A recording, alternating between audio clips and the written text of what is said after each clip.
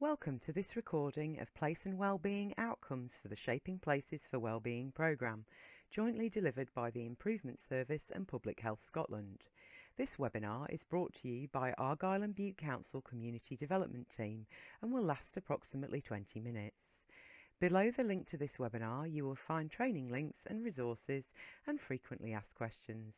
If you have a question that isn't covered in the facts, please contact Place and Wellbeing at the Improvement Service. Their email address is also on the fact sheet. This session will cover Shaping Places for Wellbeing Approach, the Place and Wellbeing Outcomes, taking a data-led approach, supporting decision making, what is a place and wellbeing assessment? To give some context to the training, it's useful to consider definitions of well-being. The Collins Dictionary define well-being as the condition of being contented, healthy or successful. The World Health Organization state that well-being encompasses quality of life and the ability of people and societies to contribute to the world with a sense of meaning and purpose. Better Health Victoria define well-being as a complex combination of a person's physical, mental, emotional and social health factors. Well-being is strongly linked to happiness and life satisfaction. In short, well-being could be described as how you feel about yourself and your life. The Scottish Index of Multiple Deprivation provides a local context to the training. SIMDs calculate deprivation across 7 domains: income, employment, health, education, skills and training, geographic access to services, housing and crime. Based on the SIMD 2020, 13 out of the council area's 125 data zones were identified as being amongst the 20% most overall deprived data zones in Scotland. These 13 data zones are all located in the towns of Rothesay, Dunoon, Campbelltown, Helensburgh and Oban. The Place and Wellbeing Outcomes are part of the Shaping Places for Wellbeing programme approach, and the overarching ambition of the programme is to improve Scotland's wellbeing by reducing the significant inequality in the health of its people while addressing the health of our planet. This can be referred to as the triple win. There are 3 aspects to the Shaping Places for Wellbeing approach. With people, there are differences in income, education and health access. We consider data on inequalities and how communities feel about these differences. We use the outcomes to guide a place-based approach, and we can use the place and wellbeing assessments to make decisions based on their impact on people and place, whilst utilising opportunities to work together. So we are looking for interventions that achieve all 3 and create the triple win. What is place? Every place is a different blend of physical, social and economic characteristics and needs that interact and influence each other. Place-based working requires a joint working, collaborative approach that takes account of the unique blend of characteristics that exist in every place to identify and maximise the positive impact of any unintended consequences of our actions. We need to work together and coordinate our actions to ensure they contribute to a triple win of enhancing the well-being of our planet and our people and creating greater equity. So what are the outcomes? The Place and Wellbeing Outcomes are a framework for guiding a place-based approach. The outcomes support all sectors to focus decision-making and implementation on a set of evidenced outcomes for every place. The Place and Wellbeing Outcomes set out the things we know we need to get right about a place for people and the planet to thrive. There are 13 Place and Wellbeing Outcomes organised by 5 themes: movement, spaces, resources, civic and stewardship. They are drawn from government policy and strategy and are a way of pulling everything together. They are also backed by evidence from Public Health Scotland, Public Health England and the World Health Organization. The outcomes themselves give a coherent and consistent approach to place and align with other ideas you may have heard of, such as place principle and 20-minute neighbourhoods. To give context to the Place and Wellbeing Outcomes, The outcomes are rooted in the Christie Commission pillars of people, prevention and partnership. They are also related to the social determinants of health, which is commonly used in health services. So the outcomes have a preventative focus and are concerned with all the different things that impact on where we live, work and relax. The outcomes also align with the Place Standard tool. The difference between the outcomes and the Place Standard tool is that the outcomes are the desired reality that we are trying to achieve, and the tool enables the conversations about place and outcome to take place. The Place Standard tool has been around a lot longer, and it explores our desires regarding what we want our place to look like. It aims to collate evidence, measure what we want, and to ask questions. The outcomes align with other strategies such as the ABOIP, the Argyll and Bute Outcome Improvement Plan. We have included a link in the resources for more information. Take a minute now to consider what policies and plans govern your work. Do the outcomes align with them? The outcomes come under 5 themes with people at the centre of them, and the detail is under each heading. So for spaces, everyone can access good quality natural spaces that support biodiversity and are well connected, well designed, safe and maintained, providing multiple functions and amenities to meet the varying needs of different population groups. Be protected from environmental hazards including air, water, soil pollution or the risk of flooding, and access community food growing opportunities and prime quality agricultural land is protected.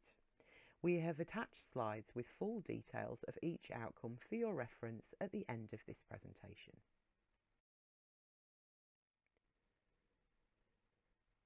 Place and wellbeing outcomes evidence is provided by identifying the intervention and the benefit that results from that intervention. Here's an example of the benefits provided from improving a green space. Natural spaces can encourage social interactions and a sense of community and belonging. Natural spaces can help with the healthy maintenance of the immune system.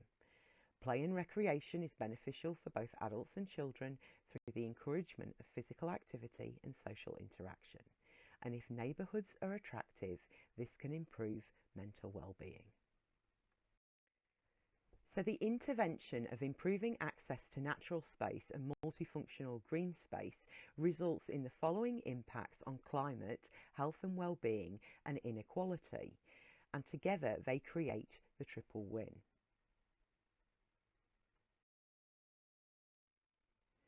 So the planned interventions or outcomes impact on behaviour, health and health of the planet. If the intervention is safe and segregated walking and cycling paths, it results in increased physical activity and interaction with nature, which improves health and well-being and in turn impacts on the planet through reduction of emissions. This is an example of how creating a hub in the Old Castle Lodge improved things under each of the outcomes. The planned interventions impact on behaviour, health and health of the planet. Volunteers helped with the refurbishment, their skills benefited the economy and volunteering promotes health and well-being. They use local materials in the refurb, therefore reducing carbon footprint, and their promotion of cycling and walking also reduces environmental impact. If you look at the outcomes again, are you familiar with them? Spend a few minutes considering if you are completing work that captures one of the outcomes. Data-led decision making is a central focus for the Shaping Places for Wellbeing programme. The 7 project towns, including Dunoon, which took part in the first phase of the programme, started with a quantitative data exercise to identify the population groups experiencing the most inequality. They pulled together publicly available data sources from Public Health Scotland, DWP, the Improvement Service, councils, National Records for Scotland and the Census in order to identify key inequalities. This led to the development of a quantitative data profile, a summary of the available relevant data and a quantitative data infographics which highlighted these key areas of inequality. The information was sense-checked by stakeholders and latterly by community and third sector organisations when Community Link Leads undertook an information gathering exercise on what people need from their place to achieve the outcomes, which resulted in a community insight report. All of this data has been used as insight to inform the decision-making process. This is all described in the data journey and the link is included in the resource document. In addition to examples of the data profiles which can be downloaded from the website, Shaping Places for Wellbeing have also produced how-to guides to capturing local quantitative data and incorporating community insight and qualitative data. This is an example from the Dunoon Active Travel Outcome Briefing, which is available on the website. It pulls together the quantitative and qualitative data sources and the evidence behind the movement outcome. Follow the link to access all the evidence behind the Place and Wellbeing Outcomes approach, which is stored on the Public Health Scotland website. If you visit the Shaping Places website and the Knowledge Hub website, you can see examples and starting points, evidence around streets and spaces, access articles and other resources. We are using the assessment to support decision making. We need to avoid unintended consequences of a decision. For example, if we haven't thought a decision through fully. So how do we use the outcomes to support decision making and avoid unintended consequences? In this example, if the primary school is too far away from home to walk, people have to drive and they will have to do multiple trips to the school, the shops, work and to visit people. But if the school is built close to housing and the shops and services are part of that route, then people are able to walk and use other forms of active travel. If we include green spaces in the area, people can utilise those green spaces on their way to and from school or the shops.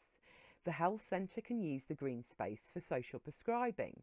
Perhaps we can install a green outdoor gym to reduce trips to indoor gyms. We need to consider who else needs to be a part of the conversations when planning the service in order to avoid unintended consequences. Think about the kind of decisions that you make while working on projects.